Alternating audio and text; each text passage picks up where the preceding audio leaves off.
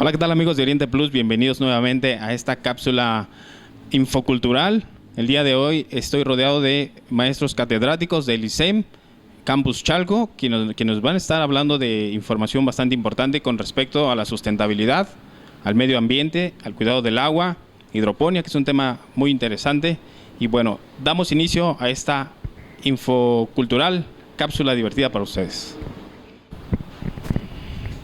Amigos, ¿qué tal? Ya estamos aquí listos para la entrevista con estos catedráticos que nos van a informar todo acerca del medio ambiente, el cuidado, la sustentabilidad, hidroponía y el cuidado del agua. Vamos a empezar de este lado con los catedráticos. Por favor, maestro, su nombre, por favor. Mi nombre es Daniel Zavala Martínez, soy ingeniero agrónomo por la UNAM y especialista en floricultura por la UAM. Estamos aquí en la división Chalco y vamos a hablar un poquito de hidroponía. Javier Espinosa, soy antropocemiotista y trabajamos desde hace aproximadamente 5-6 años un proyecto sobre saberes del agua en el Instituto Superior de Ciencias de la Educación del Estado de México. Gracias. De este lado, por favor. Mi nombre es Benjamín Ortiz Rodríguez, soy maestro en educación superior y llevo 10 años llevando a cabo proyectos en tecnologías del agua. Allá, por favor. Pues buenos días, buenas tardes. Mi nombre es Rogelio Marín Díaz, soy doctor en Ciencias de la Educación y me estoy incorporando al equipo de trabajo que aquí está sobre cuestiones del agua y educación y habitabilidad. Bueno, muchas gracias por su presentación y vamos a empezar con un tema bastante interesante. En lo personal a mí me llama mucho la atención y bueno, vamos a empezar con un tema muy extenso, ¿no? Empecemos con el concepto de sustentabilidad. ¿Quién me pudiera dar el concepto de sustentabilidad?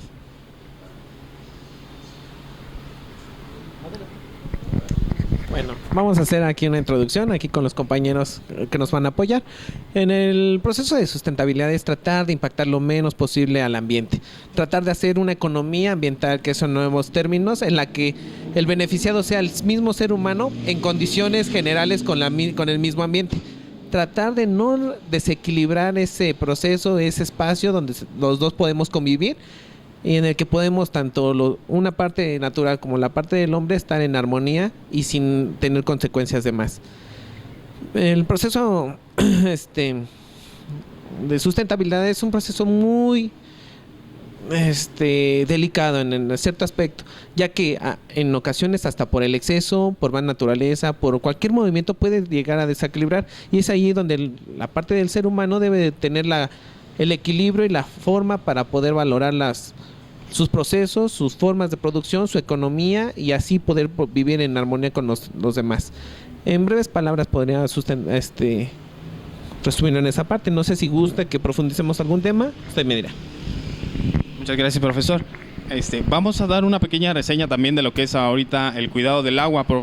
Profesor, usted me comentaba que está enfocándose a lo educativo desde lo básico. Entonces, por favor, háblenos un poquito del cuidado del agua.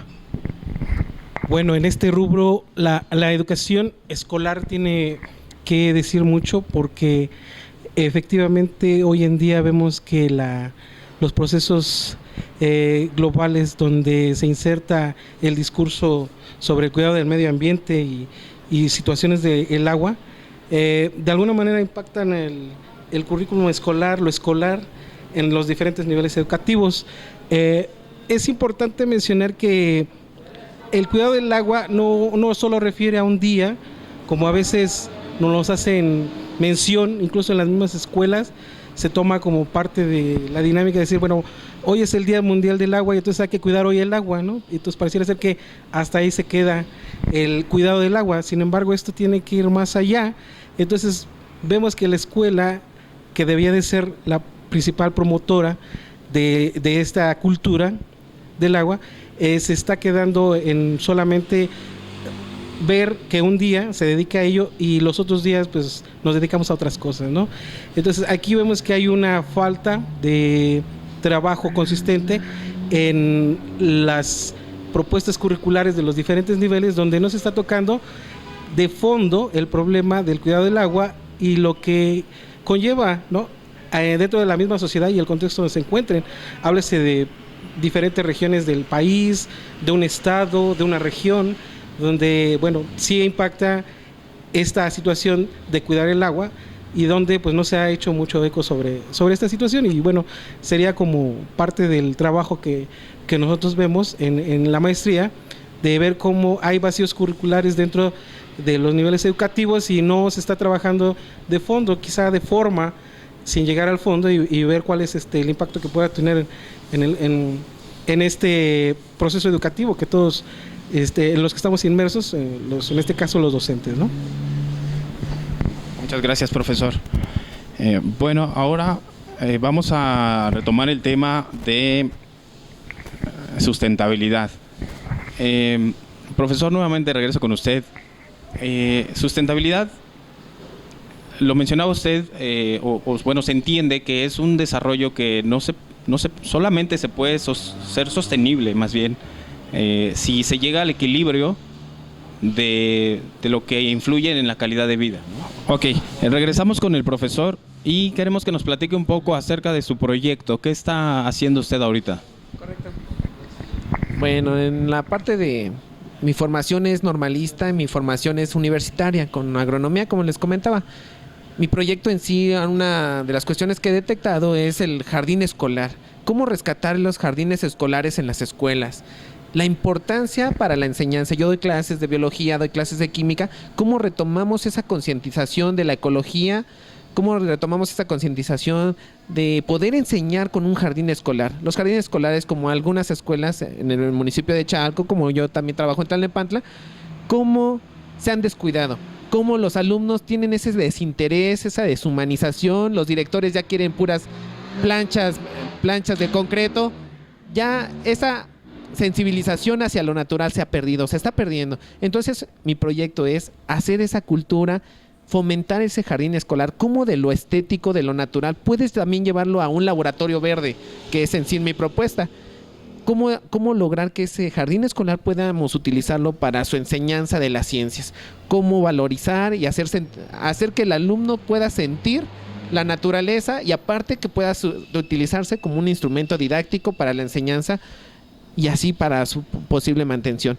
Ese es mi proyecto como tal. Su título es El Jardín Escolar como espacio de transposición didáctica para la enseñanza de las ciencias y de la biología en educación normal, pero que tiene una multifunción y multinivel para los diferentes grados escolares. Y en mi sugerencia es: hay que rescatar esos espacios, hay que mejorar en las escuelas, no hay que ver el jardín escolar como un espacio de estorbo, como algo de trabajo sin sentido, como algo de polvo. No, hay que jalarlo otra vez, hay que traer la naturaleza para la sensibilización y el conocimiento como partícipe, como un espacio didáctico para la misma escuela. Bueno, en pocas palabras sería eso lo que estoy trabajando. Gracias. Muchas gracias, profesor. De este lado también quisiera que nos comentara el proyecto que se lleva ahorita a cabo en la Cámara de Diputados con respecto al agua. Por favor, profesor. Correcto. Bueno, uno de los problemas que tenemos históricos es la competencia entre los recursos hídricos para las regiones físicas y los recursos hídricos para las personas. Esta competencia a veces ha sido destructiva, ¿no? Por un lado, se le quita recursos a las propias regiones y por otro lado, no se le dota de suficiente alimentación hídrica a las personas. Hay ocasiones inclusive en que nos encontramos con datos dramáticos en donde a alguien se le puede cortar el agua de su casa por no pagarla. Y esto parece una contradicción fundamental. Ninguna gente debería tener sed en este país, ninguna persona. El derecho humano al agua que se acaba de inscribir en la Constitución nos plantea una serie de problemas que son importantes de retomar, y aquí sería una invitación para considerarlo. ¿Cuánto debe ser el abastecimiento mínimo por persona, por familia, a la que tenga derecho todo sujeto que vive en México, toda persona que vive en México? ¿Cuánto? 50 litros, 60 litros por día, 70 litros, 200 litros por día. Sabemos que una de las cosas que tenemos aquí es un desnivel enorme entre posibilidades de consumo de agua, entre algunas regiones que tienen poquita, se les distribuye muy poca, y otras que tienen excedentes enormes.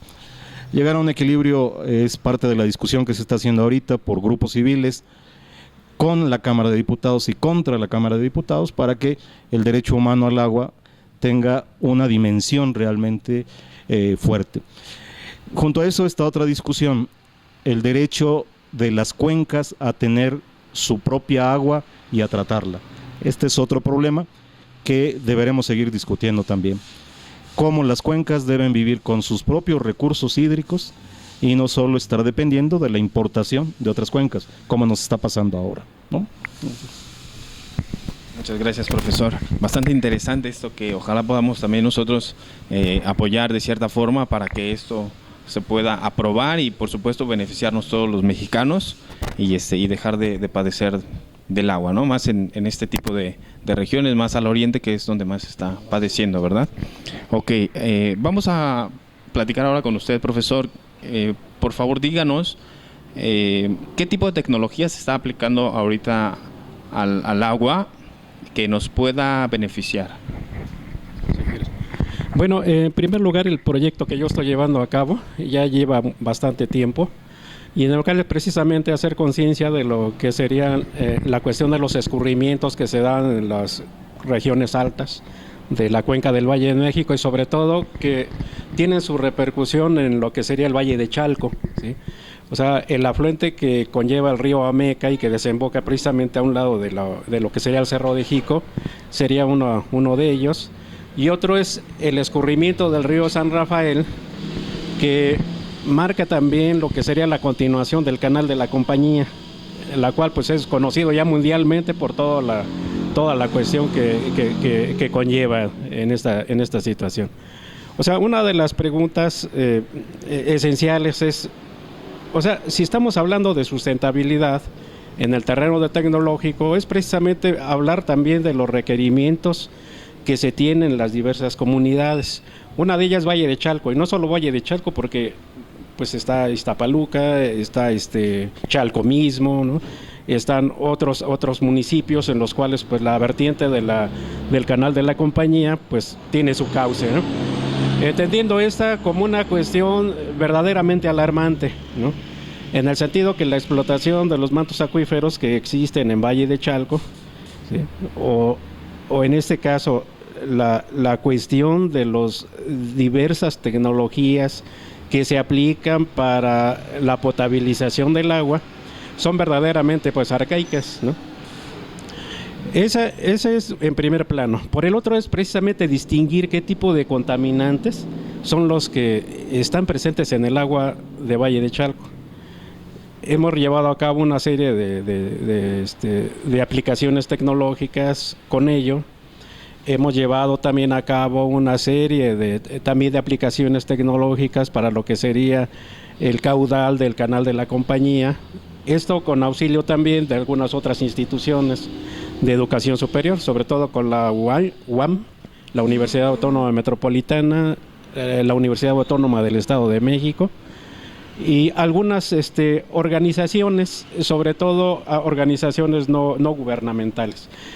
Una de ellas es también la cuestión de la participación del municipio de Valle de Chalco. Pero en este caso es precisamente vislumbrar, bueno, ante digamos, la pregunta de la cuestión de sustentabilidad, ¿cómo hacer, digamos, posible esto duraderamente? ¿Sí? Yo creo que a lo mejor esto es lo que marca el proyecto, pero que, bueno, posteriormente lo platicaríamos. Esta es digamos, una de las bases principales del proyecto. Muchas gracias. Muchas gracias, profesor. Nuevamente retomamos la educación enfocado al cuidado del agua. Vamos a regresar con usted, profesor. Quisiera que nos platique cómo se está aplicando, de qué forma se hace llegar toda esta información a las aulas. Bueno, para empezar, no se está llevando a las aulas. Ese es el problema, ¿no? Vuelvo a insistir, hay programas ecológicos, días mundiales del medio ambiente, del agua, donde solamente se aplica para esos días específicamente. No hay un programa que esté permanentemente trabajándose sobre una cultura, sobre un cuidado del agua. El currículum, o sea, las materias que se encargan o encargarían en este caso de trabajar esta parte, pues todavía brillan por su ausencia, ¿no? Solamente se les dedica cierto tiempo y específicamente, vuelvo a insistir, resaltan más cuando se tiene que festejar o celebrar un Día Mundial del Agua, ¿no? El proyecto que en este caso estoy iniciando a trabajar, es precisamente tiene que ver con el uso doméstico del agua, ¿no? Ahí se pueden empezar a trabajar algunas vetas interesantes, sobre todo en las unidades habitacionales, ¿no? Hace rato Javier decía, ¿quién tiene más derecho al agua, no? ¿La unidad habitacional o el pueblo donde se ubica, ¿no? El caso de Ixtapaluca, el caso de Chalco, el caso quizá también de Valle de Chalco, donde las unidades habitacionales tienen prioridad. O sea, te venden una casa en una unidad habitacional, tienes derecho a todo, incluye el agua, ¿no? Habría que ver entonces cómo se está trabajando el uso doméstico del agua en esos lugares. Eso tendría que ser un tema importante de estudio en primaria, en secundaria, en el preescolar, en el nivel medio superior, en superior, ¿no? Entonces, esta parte creo que es importante e interesante empezarla a trabajar porque puede insertarse dentro de los programas de estudio y no, vuelvo a insistir, si tú revisas los programas de estudio, no aparece, o sea, como tal, ¿no? Aparece pues esporádicamente y ni siquiera un tópico así como decir, empezar a trabajarlo desde la misma casa, ¿no? Por ejemplo, ¿cómo usas el agua en tu casa?